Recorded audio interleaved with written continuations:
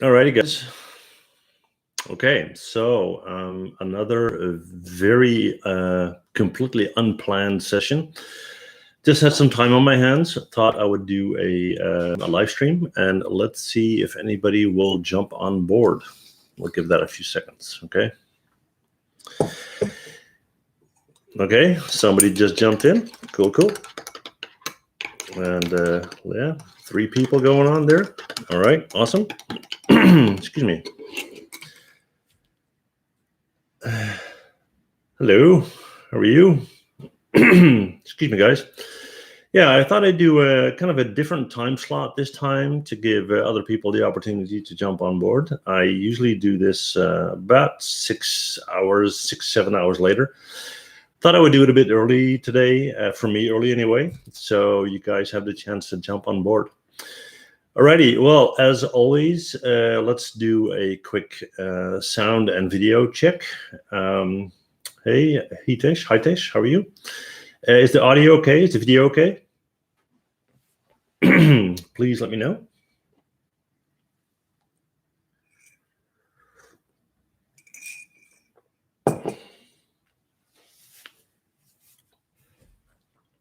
Is the audio okay, guys? Hey, there you go. Hey, we got a channel member here. Let's see that little square green logo. Awesome. Thanks for being a supporter. Mattia, hey, Denapoti. Cool. Okay, guys. So what we're going to be talking about today is the challenges of being a 3D artist. Now, there are several. Let me give you a couple of categories. And the idea here is to give you guys the opportunity to ask questions about these categories, right? So if you're a 3D artist, whether you are working for a studio or freelance or for games, it really doesn't matter, right? The things you can run into are creative challenges, so you kind of have no inspiration. Technical challenges, as in, I don't get the software, I don't understand the pipeline, that kind of thing, right? And the third, and probably one of the most important issues you can run into, is the challenge that is interpersonal. So for a lot of 3D artists, it's kind of, you're in your zone, you're behind your screen, you're doing your own thing, right? How do you deal with other people? How do you deal with team members? How do you deal with a boss, with a manager, with all of that, right? So that's kind of what we want to talk about. So please give me some feedback if this resonates with you, if there's any of these categories you have any questions about, okay? And while you do that, I'll have a sip of coffee. My first cup of the day.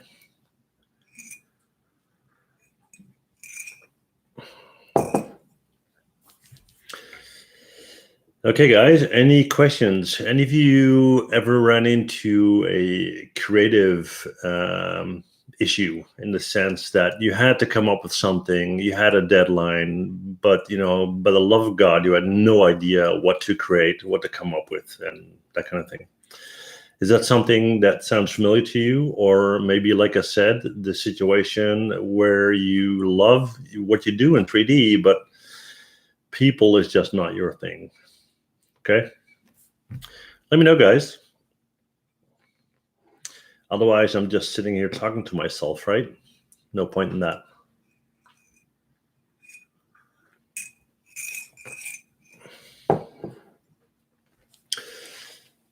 I'm also actually kind of curious, considering the time of day, where you guys are from, right? Okay, let's see. Technical problems consumes time, and time is affecting health. Not sure why it's affecting your health. Maybe that is related to time management, in the sense that, okay, there you go. So, all right. Well, first of all, planning your work is always important. It's never good to go on for 5, 6, 7 hours, doing exactly the same thing. It's not good for your posture. You will get a headache. You're going to get sore eyes and all that kind of stuff, right?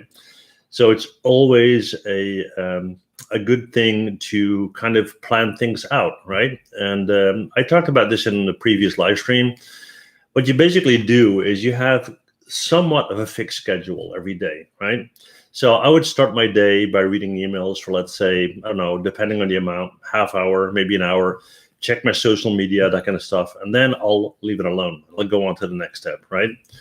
If you're going to be really focused on something and you're working on it in an intense way, I would say 2 hours in one session at a max, right? And then you have to take a break. So I don't know, get away from your desk for 15 minutes, go outside, get some fresh air or whatever, right? Don't go on for 5 hours. That is not healthy at all, okay? And usually it will also help you to, be more creative and have more ideas, okay? And as far as your health is concerned, we have a sitting occupation, right? We're sitting behind our desk a lot. So make sure you get enough exercise, be healthy, eat healthy, don't smoke, don't drink too much, that kind of thing. Yeah. Okay. Excuse me. Modeling with anatomy and perspectives. Okay. Well, anatomy is just a thing that takes a long time to get it right. If that's your thing, study it. Okay. So get medical books and make sketches on a piece of paper and excuse me, guys. Sorry about that.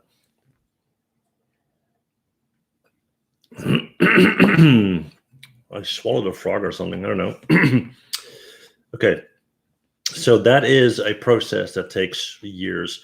What I would do to improve my anatomy skills is I would go do drawing classes, not necessarily to become a better drawing artist, but to understand anatomy better. Okay.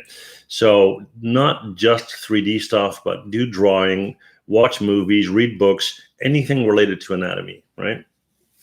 And perspectives, I mean, you're working in 3D, right? So the perspective is already taken care of, unless you are a concept artist. But even if you are a 3D artist, it's always good to understand the principles of perspective, the principles of composition, the principles of lighting, shading, and all that, right? And again, to get better in stuff like that, go and do drawing classes. It doesn't matter if you suck at drawing. It doesn't matter at all, in fact, because you don't have to be able to draw, but it will teach you the principles, the technical principles of 1-point perspective, 2-point perspective, 3-point perspective, foreshortening method, shadow, light, composition, and that kind of thing. Yeah? Okay. Okay, let's see. Chris is saying he's from SoCal. He's saying always have creative block, new to the industry here. Now, if you're new to the industry, your creative block might be caused by limitation in technical skills. You need to find the freedom that you can basically model anything, right? Because if you don't know how to do certain things, your choice of what you're going to model is very limited, okay? So try and keep things simple and learn as much basic modeling techniques as you can. And then from there, the things you are able to model, the whole range will become much, much bigger. Again, when it comes to not knowing what to model, try and stick to themes, okay? You can, for example, say, okay, I'm going to do a self-challenge for a full year. And every week, I'm going to make one model in a certain theme. So January 1st, or whenever you start writing down topics, right? So you write something down like, I don't know, World War II, Roman Empire, ancient Egypt, the Titanic, whatever. Or you just listen to the radio and the first 10 things that come up, you write down, right? For each topic, you pick something. It doesn't matter what it is, and you model it, right? It can be something as simple as a coffee mug. First of all, it's a lot of modeling practice. Second, it is a way to train yourself to get to model things you didn't think of, okay? Let me know if that helps. All right, what's the best advice you can give to a graduate transitioning to working in a studio and handling work under pressure while doing 3D? Haha, okay, that's a good question. Well, most people that start to work in a studio, they're in for a culture shock, I would say, because you're not used to working on the clock. You might not be used to working in a pipeline with other people, and suddenly people are telling you what to do and when it should be done and all that, right? What I find works well is collaborate with other 3D artists, maybe other people in school, your friends, I don't care, right? Come up with a project and then put a time clock on it and divide the roles. So one person will do, I don't know, the concept work, one will do a storyboard, one will do so forth and so on, right? And just do a quick exercise to understand the process. The next thing to do is, if you have the opportunity, contact somebody who is already working for a studio. Ask them whether you can have an hour of their time and talk through their day, talk through their process. What's important? What is less important? What should I prioritize and so forth? Yeah. That will help you to have less stress as you walk into that studio for the first time. Okay. All right. Let's see, how to make myself known to companies. Well, the best thing you can do is network. And that sounds kind of obvious, but what I mean by network is obviously have a portfolio, ArtStation or somewhere else, have a LinkedIn page and start building your network. On social media, join relevant groups, Facebook, Instagram, I don't care, right? Go into relevant groups, follow what's going on there, give people solid professional feedback. Don't, and this is just a generic thing here, don't, I don't know the best way to describe this, don't be an ass online, right? Because this world, the 3D world, might sound very big, but people know people. If you dump all over somebody and you make them feel uncomfortable, you make them feel ridiculous, whatever, that will track you down at some point. Okay, don't do that. Go into the group, give people solid feedback, post your own work, ask for feedback. At some point, people will start to recognize your name, know that you're a member of the group, and they will include you in things, maybe a collaboration or whatnot. Keep in mind that a lot of these people work for studios or are going to work for studios. And as they know you and know your work, they might say, hey, I know a guy who knows a guy, right? That's how you build your network.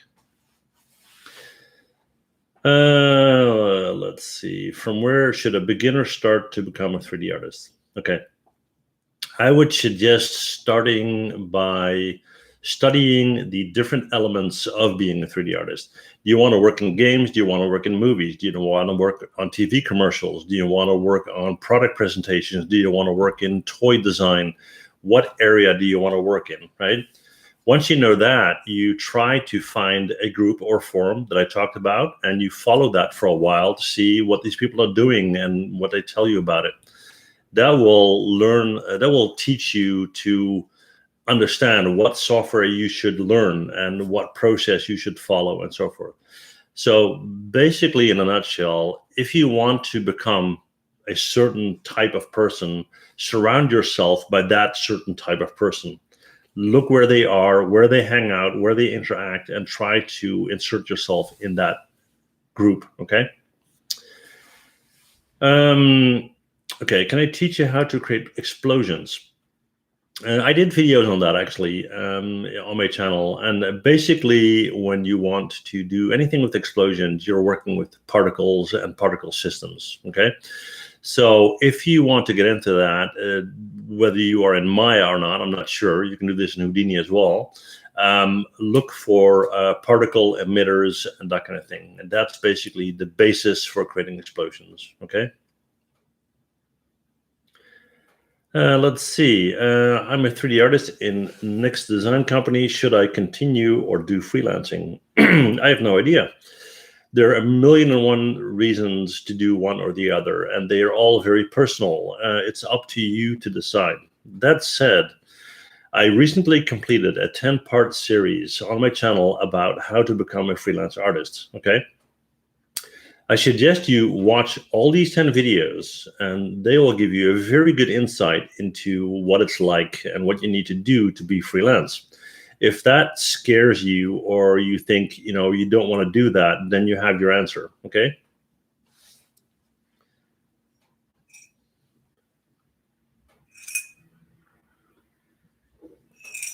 Let's see. there's a lot of categories in 3D modeling. How do we select the category? For example, the jar, bottle, building, furniture. Okay, I wouldn't approach it that way. I would approach it reversed, right?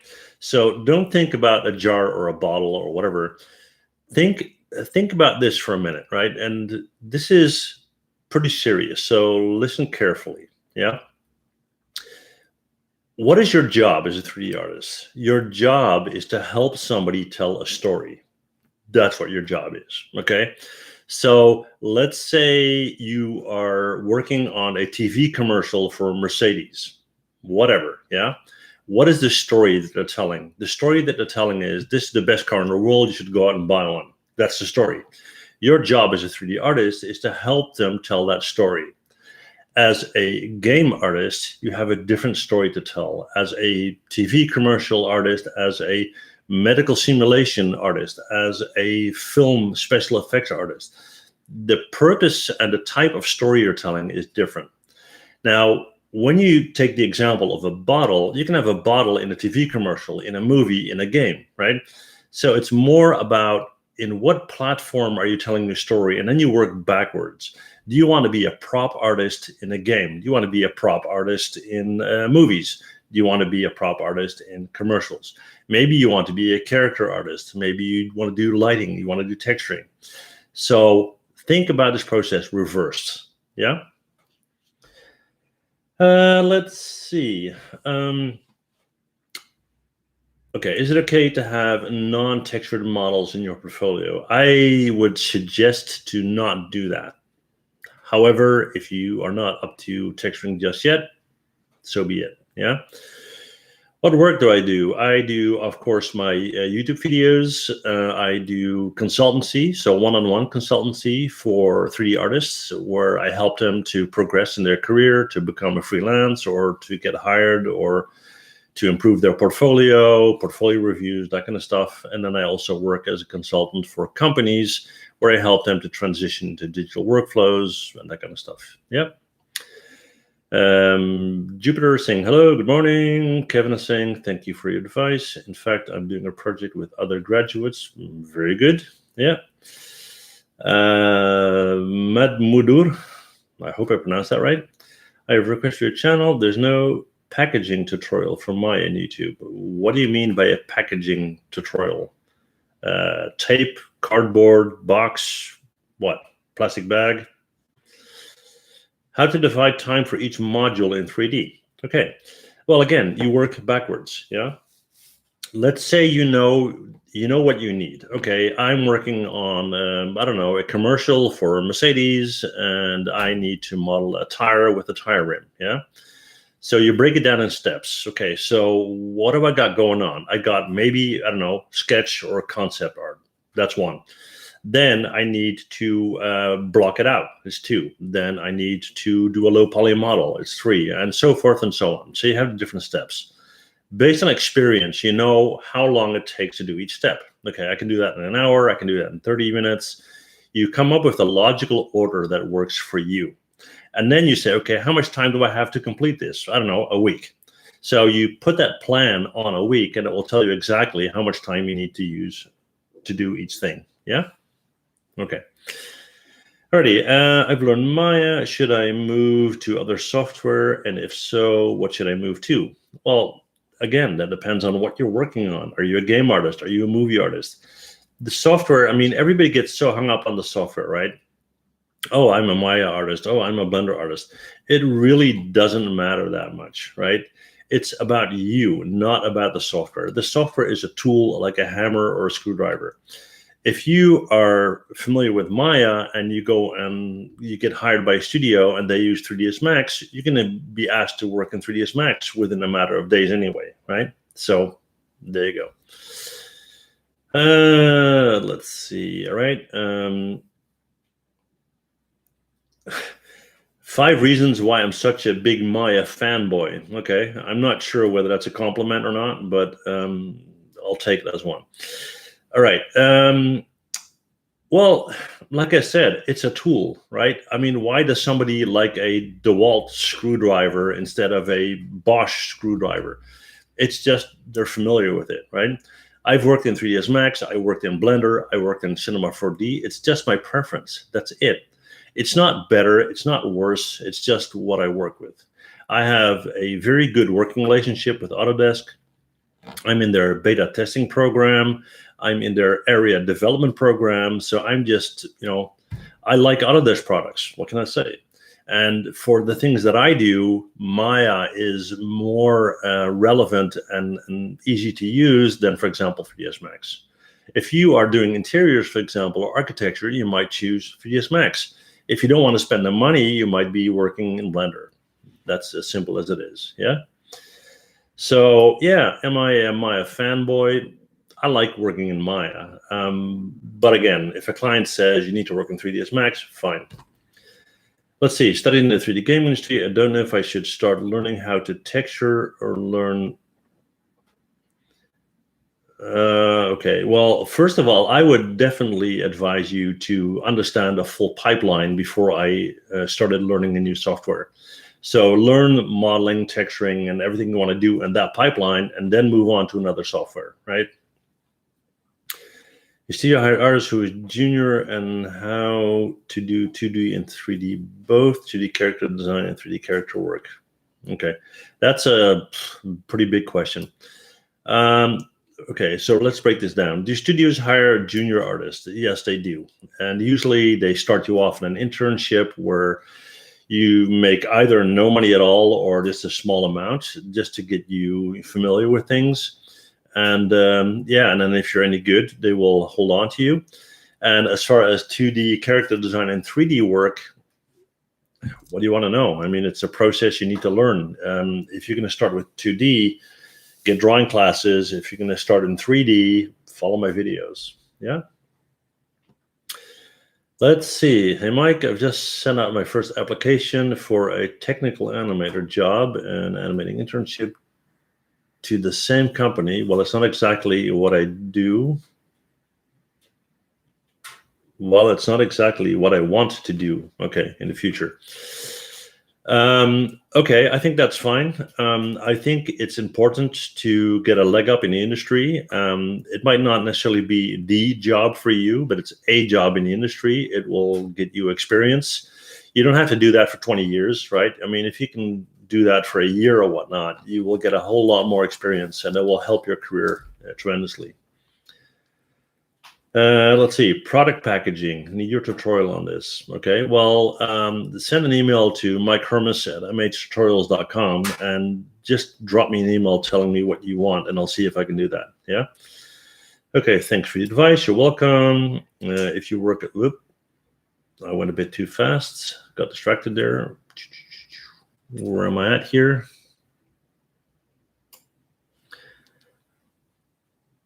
Okay, spent too much time watching tutorials and not enough modeling. Yeah, I hear that a lot. And this doesn't reflect on you per se, but of course, watching tutorials is easier than doing something yourself. It's a passive activity, right? You sit back, relax, and watch whatever's going on. The problem is you kind of postpone things because it's too difficult. So you need to find some way to challenge yourself. Tell yourself, I have to model something every day. I have to spend 30 minutes a day modeling something, regardless, every day. And you keep a checklist and you write it down. I did it on Monday. I did it on Tuesday. That's the only way to progress. Otherwise, 5 years from now, you're still watching tutorials, hopefully mine, but you're not modeling anything. Yeah. Let's see. Okay, aim for technical artist. Hang on, I'm skipping one here.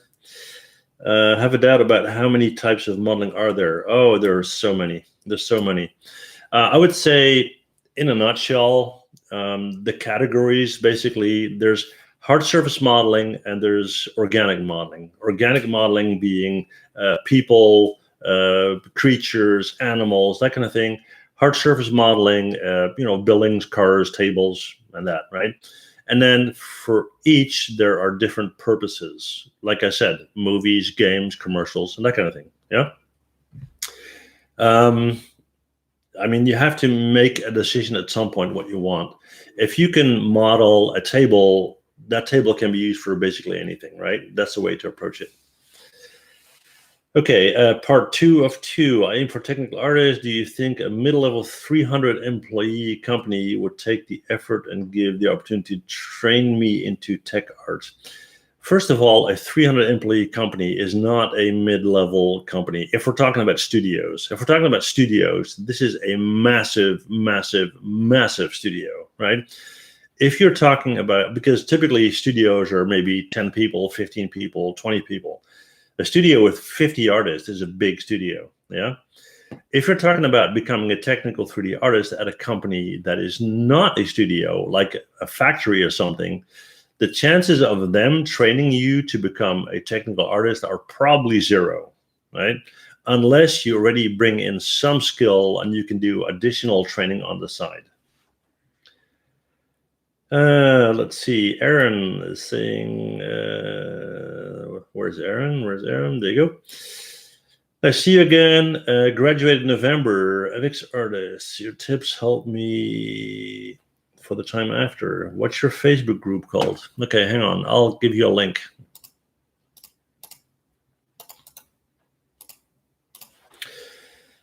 Okay, guys, here is a link to my Hangout group on Facebook. 4,200 artists. All of them apparently know my channel. And we hang out there and, you know, we collaborate, we share ideas, we do all that kind of stuff, yeah? Yeah, so there you go. Let's see, where am I at? Is necessary for 3D artists to work in different 3D softwares. It's not absolutely necessary, but it's helpful. Yeah. Okay. Sorry, does sound not like compliment. I actually want to learn what Maya really offers. I have my claws dug into Houdini and wanted to know if some stuff is inherent easy in Maya. Okay. Houdini is a whole different thing. Houdini is, in principle, a node-based application. So you're building node networks, which is not really a visual way of making things, but it's very appreciated in the industry. If you're good in Houdini, you will have a job in no time, right?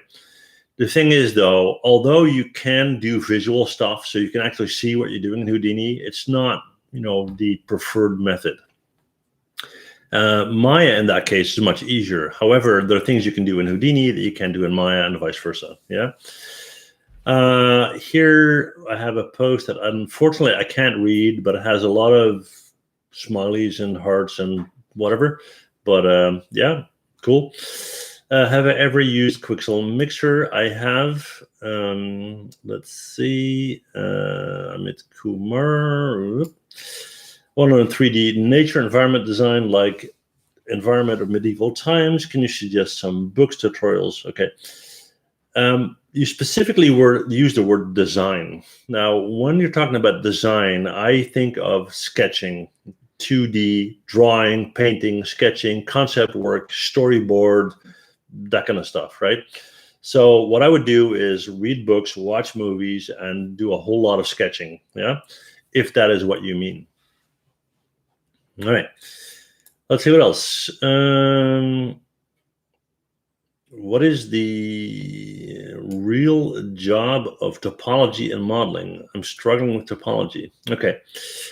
All right, let me try and make this visual, right? Let's say you have a balloon. Okay, now you want to make a balloon and you have 4 faces. Now 4 faces is a cube, it's not a balloon, correct? Yeah, okay. So how do you get a cube into the shape of a balloon? Well, you need to add edges. Makes sense, right? Okay. Now, what you want to do is you want to have a clean topology, meaning you don't want to have non-manifold geometry, and you don't want to have faces with more than 4 vertices, in other words, n-gons. Well, why not, right? That's the big question. Why not? Why should you avoid n-gons? What's the problem with n-gons? Okay, now let me try and make this visual. Let's say you got a square like this and then like that, right? Okay, now you can flip this forward and backward and like this, and it can move everywhere, okay? Now, let's say you have a triangle, so half a square.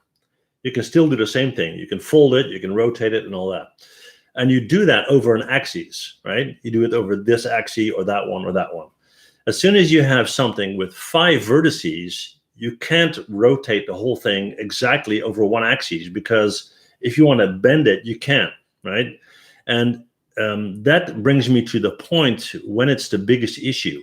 If you have topology that is not going to be deformed, so you model a table, for example, right? You're not going to be bending it or animating it or anything. It's just a still object sitting there. The table will not deform. So even if you have an n-gon, because you're not deforming it, it's not a problem per se for the topology, but it might mess up your textures, okay? So it's good practice to always have clean topology. When you go specifically towards animation, let's say character animation, it's way more important, because you're going to have certain elements like the mouth of a character moving, right? You want to have a proper edge flow around the mouth that will allow it to move properly. I hope that makes sense. It's a very short explanation, but okay. Okay, we have somebody here that's very organized. Part 3 of 3. Cool. It's a studio. 300 employees together. They make trailers. I applied for a tech art job, but I'd like to become technical artist. Do you think they... Okay, that's a whole different thing. First of all, 300 employees in a studio is huge. Yeah, I don't know what country exactly, but it's pretty big. You applied for a different job, yeah. Once you're there, try to start off by learning some technical elements yourself, and then try to show whoever's responsible for the company how you add value by doing so, right? Give you an example. Let's say they now have to outsource certain things to other companies because they don't have this skill in-house, right? And it costs them time and it costs them money and so forth. You come up and say, hey, I can do this, right? And you show them, and it saves them time and it saves them money, and therefore they want to invest money in you to do that again and again and again. So you need to find value for the company in order for you to have them train you, yeah? Alrighty, let's see. How Mike, your recent streams helped keep me motivated, and after 4 years of practice, I finally found my dream job in 3D. Well, that is so awesome. I have absolutely no idea how to pronounce your name, but I'm very happy for you. Thank you. Let's see, technical animator. I applied for technical animator and aim for tech artist. Okay, understood. Let's see. Hey, Mike, good to catch your stream again. Question, is it bad that I have an easier time using ZBrush to make characters? I'm a bit rusty in Maya. No, not at all. I mean, in fact, if you are a character artist, it's even way better to do that. Reason being that sculpting is the way to go if you are a character modeler, unless you are making stylized characters that are very simplistic, okay? So there are many ways to go back to your low poly model by retopology or, you know, quad draw and Maya or whatnot. If you can do it in ZBrush, that's even better than doing it in Maya, yeah? I have plans to practice again, of course. Good, good. Louis Poulsen from Germany. Also guten Morgen. Let's see. When it comes to texturing environments, should I break up the models and texture them separately? When you're texturing environments, I would definitely do that. The big thing with texturing environments is always how large are they? Do you have repetitive textures or not? Are they procedurally generated? All these elements are involved when it comes to doing something like that, right? And it also depends on what type of platform you're working for, game artists and so forth. Just in case, by the way, if there are any artists here that are into environments, before I forget, this is a link that I want you guys to check out. Okay. The thing is this, I've been working together with these guys, Urban Studios in Switzerland, right? And we came up with a brand new 3D conference for environment artists, right? It's brand new. It's going to be very exciting. And you can already sign up. It's free, right? You can already sign up using that link. And the cool thing is it's going to be for all environments. So game environments, for matte painters, for concept artists, for people that do 2D work, for a movie artist, for any type of artists that are involved in environments. Okay, so please check that out. Let's see. In so many companies or studios, they are customizing tools in Maya to ease their workflow. What will be the changes to their Maya and the normal Maya? Okay. Okay. Well, let me say this. And I said this before, when it comes to plugins, right? The big issue with plugins is this. Let's say I'm using Maya and I got all these cool plugins that I found online, right? I click on a button and I got a cable. I click on a button and I got a nut and a bolt and whatever. Suddenly I have this studio that I'm working for, or a client that I work for, and they don't have any of this. And I can't work on my own system. And I totally forgot how to make a cable because I've been using that plugin for years. That's a problem, right?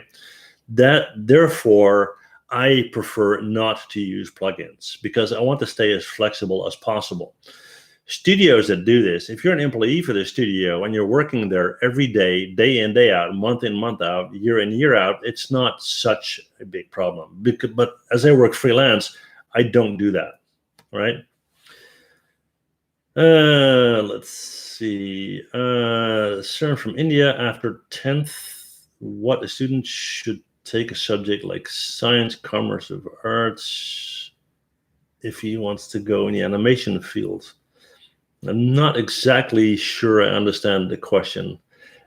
Do you mean after you are 10 years old, or what do you mean by 10th or 10th grade? Or okay, let me know. Let's see. Thanks, Mike. You're welcome. How to give an extraordinary performance in 3D as a student. Okay. Interesting comment, because when you say extraordinary performance in 3D as a student, you're kind of implying that you're doing 3D for someone else. But when you're in school, you are learning 3D for you, not for someone else. So who you are competing with is yourself. You go into that school or class, whatever it is, on day one, and your goal is on day two to be better than you on day one. That is what it's all about. You're not competing with other students. You're competing with yourself, because once you walk outside of that school, all these other students are gone, right? And it's up to you to find a job, get paid, and do what you love. So I don't know what you mean by extraordinary performance as a student. If you're looking to impress people to get better grades, the thing is you need to have enough knowledge to pass in the industry, right? So that's what I would focus on. Let's see. No science for commerce is needed. Okay. Yeah, okay.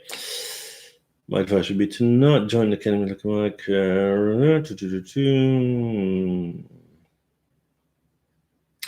Yeah, well, okay. So Jupiter's saying, well, I wouldn't advise on the academy and that kind of thing. Let's talk a little bit about the pros and cons of school, okay? I have a lot of people that are disappointed about whatever college they went to, right? It's a waste of money, waste of time. It didn't teach me anything. It was horrible. It sucked, all that, right? Then I got people that say, oh man, it was great. It was awesome. And it's like anything in life, right? There are things that go well, the things that don't go well. The thing is, look at what a college is. A college is not going to give you a job on a silver platter. It's their job to prepare you for whatever comes afterwards, right? The job at the studio and that kind of thing.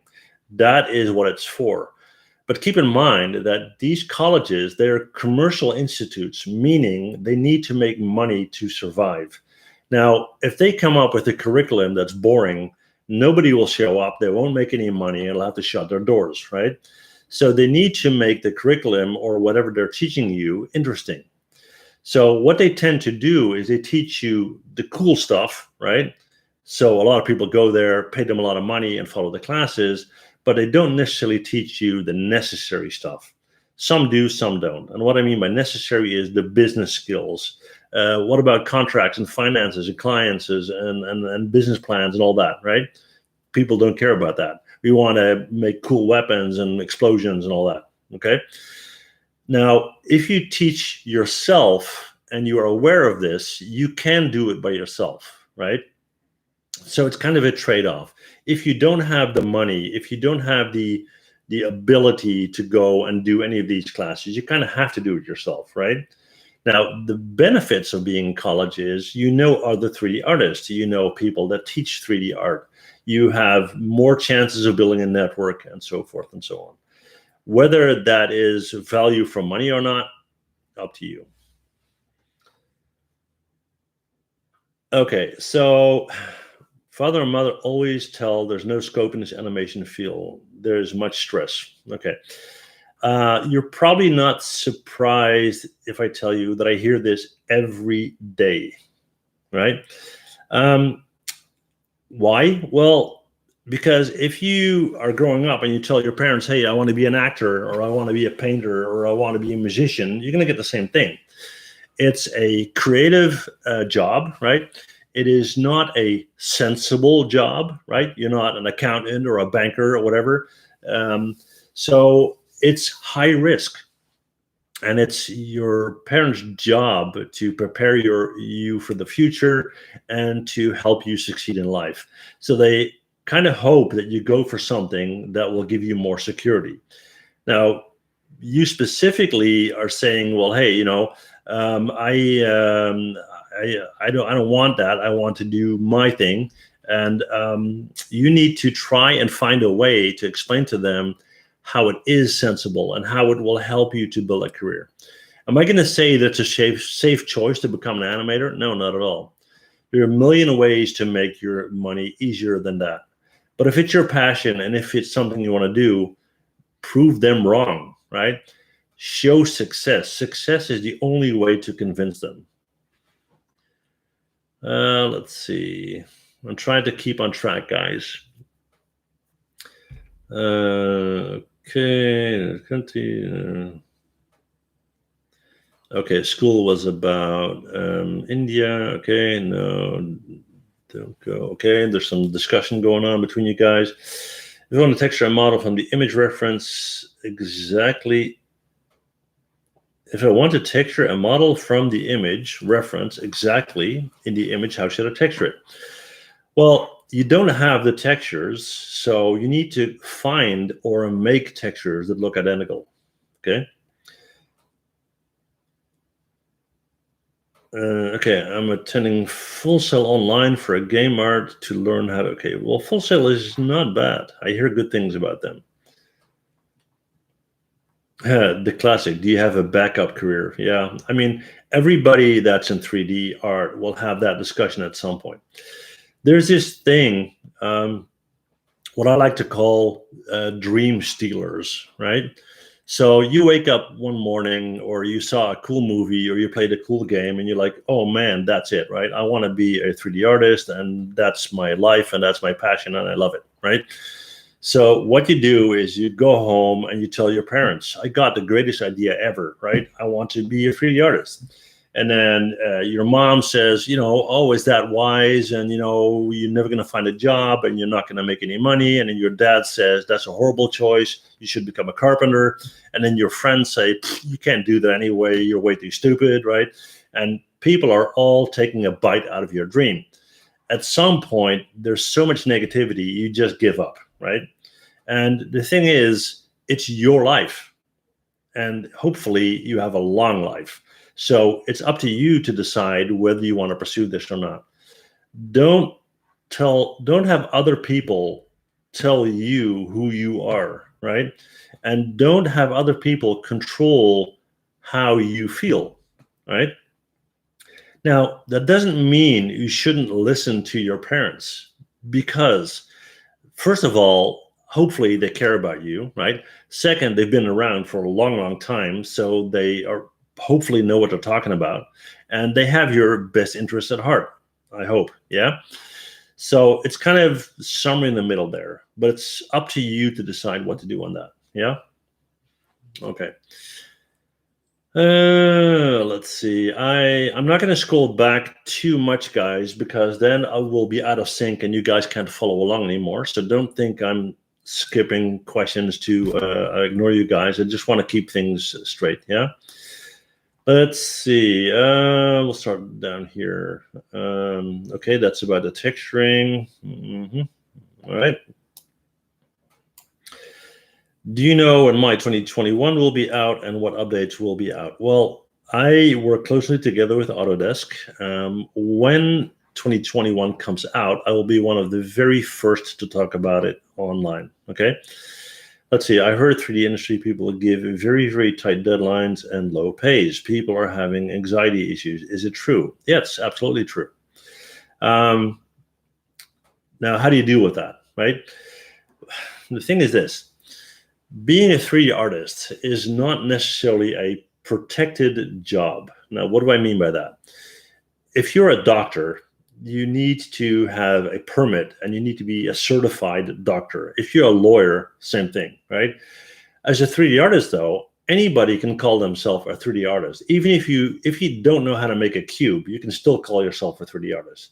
So what happens is you have very good 3D artists, you have medium 3D artists, and you have very bad 3D artists, and you have people that have no clue what they're doing, right? All of them are calling themselves 3D artists. So the whole 3D population worldwide is kind of mixed and cluttered, yeah? Now, if I go and tell a client, hey, I'll ask you $1,000 to do that model. Somebody else will ask $500 for the same model, and somebody else will ask $5 for the same model, right? So people think that's a competition.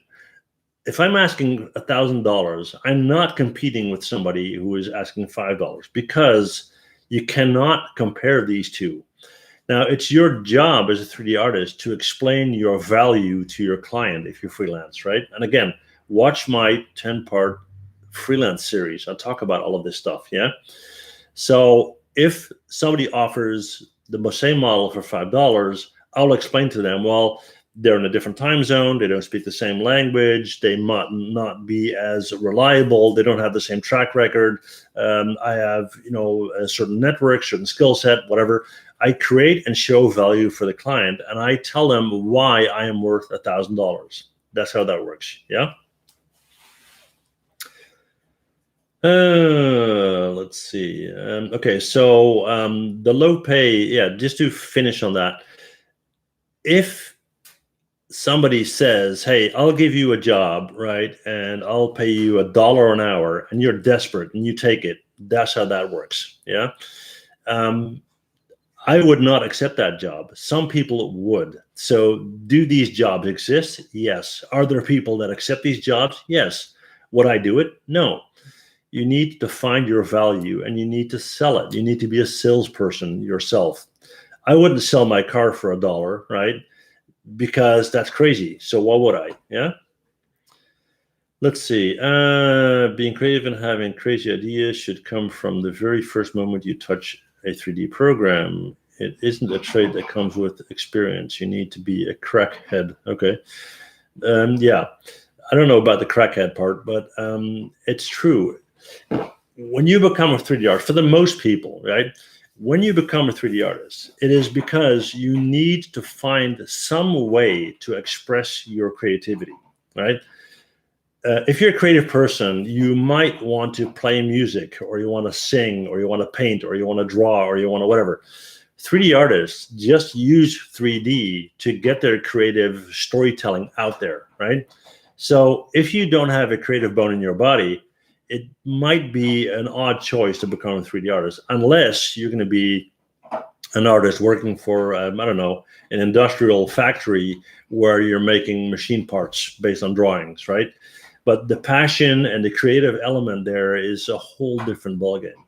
So yeah, you need to be jumping at the chance to model every day of the week, 7 days a week, 24 days an hour, 24 hours a day. I will get up at 3 a.m. because I have an idea and I can't wait to get downstairs to get in Maya and work on that. If you don't have that feeling, or you never have that feeling, you might want to reconsider whether you really want to be a 3D artist. Yeah. Let's see. Okay, are we going to get the exact texture online?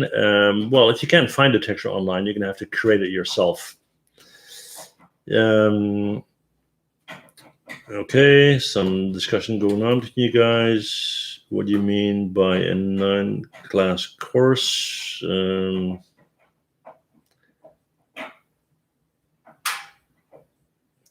Okay, who are you talking to, Jupiter? He's saying, what do you mean by a 9-class course, and why was the curriculum set according to them and not the actual students? You shouldn't talk to them, but can you please explain what you're talking about, Jupiter? Are you referring to something I said, or I'm not clear on that? Yeah. And if so, I'd be happy to explain. How can we improve our sculpting skills faster? Okay, that's an interesting question. I assume you're talking about ZBrush or something like that, right? Again, there are the technical skills and the creative skills. The technical skills is, what does that button do, and how do I make my brush bigger, and how do I increase the depth and so forth. The creative skills is, how do I turn a blob into a statue, right? Now, usually the technical skill is easy. The creative skill isn't. So you need to understand how sculptures are built up. And the best way to do this is think in geometrical figures. So what I would do is I would download a photo of a statue, right? And then I would say, okay, so I don't know, the head is a sphere, the shoulders are spheres, the torso is a rectangle, and so forth. So you take very, very basic shapes. From there, you start to subdivide. You say, okay, well, the head is not a perfect sphere. It's more like an oval. And then you study that. And then you work from a very low detail point of view to a very high detail point of view. Yeah? Okay, you guys are talking about textures. Let's see, Ashley. Okay, you're all talking to each other there. Do you have a favorite site to get reference from? Yeah, blueprints.com. Let's see, YouTube recommends his live view to me. Actually, I'm also a 3D student. Hope I can get an idea and lessons to you. Okay, well, if you don't know my channel, I have 1,100 tutorials on pretty much anything and everything related to 3D. Modeling, texturing, lighting, rendering, rigging, animating. I've been at it for 8 years, so it's quite a lot out there. Yeah. Let's see. Thank you for the suggestion. How do I get in the industry? Yeah, I answered that question already a couple of times in this session, so I'm not going to repeat that again. Okay, if we get a very complex model, how to start modeling? Again, cutting it into understandable pieces. Let's say you get a question to model a house, right? What is a house in the most basic form possible, right? It's a cube with a rectangle on top, right? That's as crude as you can get. And then you start to subdivide it into more detail and say, okay, well, there's a door in the front, there's a window on the side, and you start to add subdivision, and you go from there. Yeah. Let's see. We commit every most people at first try. Okay. I look like a character from Breaking Bad. Okay. So yeah, is that the muscle guy? Okay. Okay, Duber's talking to Isaac. Okay, good.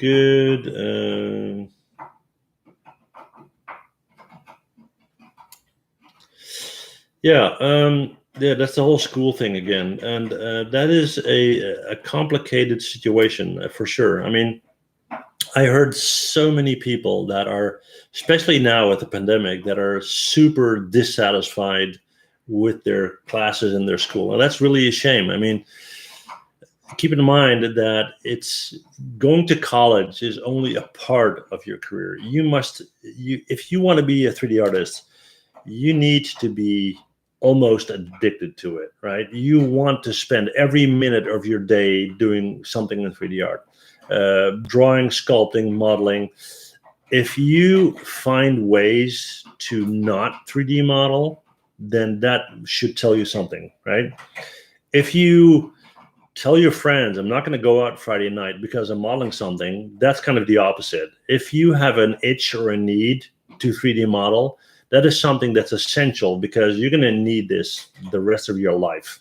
If this is something you want to do because it sounds cool, that's not good enough. Yeah.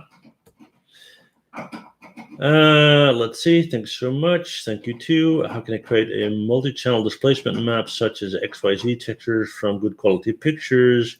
Do you have some good tutorials to follow? Okay. Okay. So you wrote a whole lot here, and I'm still not exactly understanding what you're saying here. So what you're saying is you want to have a high resolution texture map range, right? Are the good tutorials to follow? For the most part, you need to create them yourself. Yeah. So what I would do, for example, is I'm also a photographer, right? And I can't tell you guys enough how important photography is for 3D artists, but that's a whole different story. What I will do is I'll take my camera, I will go outside and I'll take photos of the bark of a tree or bricks on the street or whatever, right? Then from that photo, I will create a diffuse map. I will create a displacement map, and I will create all of them manually based off that photograph, right? Now, do you need to know how to do that? Yes, of course, you need to know how to do that. But that's part of being a 3D artist. Let's see. We're learning coding and stuff. Coding is cool, not a necessity, but it helps. So Jupiter and Isaac are talking to each other. Cool. How to turn skills into a business, and how do you charge your client? Okay, Ali, check out my series on how to become a freelance 3D artist. I did 10 videos in a row, and I cover everything: clients, sales, contracts, business plans, finances, legal stuff, taxes, everything. Yeah. It's 30 years of experience put into 10 videos. So any of these questions, check out that series. Yeah. I've been learning by myself and I have no regret. Actually, I'm happier than ever. I can set my own curriculum and do whatever the fuck I want. Well, that's cool. If it pays the bills, more power to you. And I have to agree. I mean, I work as a freelance artist myself, and I basically get to do what I want, right? If I don't want to do something, I don't do it. I mean, and it takes a while to get to that point, but hey, okay, let's see. When is the next live stream? I have no idea. I always do this completely spontaneously, and if you are a channel member or a patron, you will be able to play back all these live streams, right? And they get links to this. After this is done, it's going to be offline, but you can watch it back then, yeah?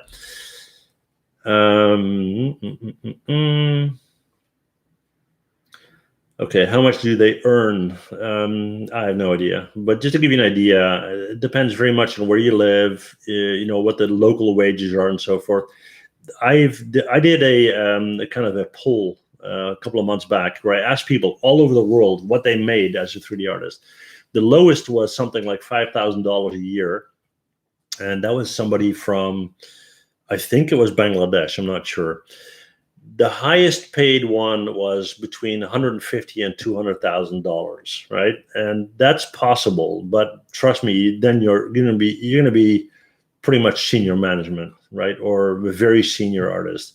I would say, for the most part, more generically speaking, if you, for example, live in the US, probably somewhere between 50 and 80K.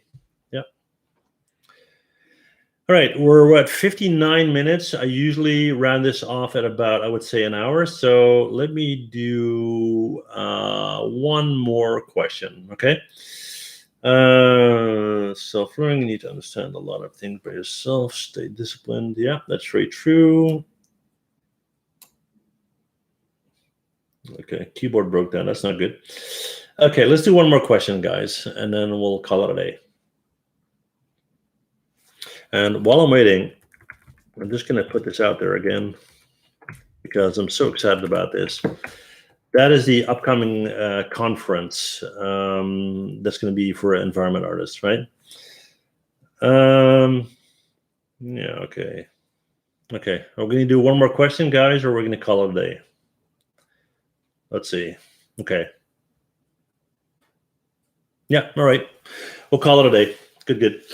Okay, guys. Well, full hour once again. A lot of people on the chat. Thank you so much. I'll put a link to my Facebook group once again. And yeah, for those of you who support my channel and are channel members, thank you so much for doing so.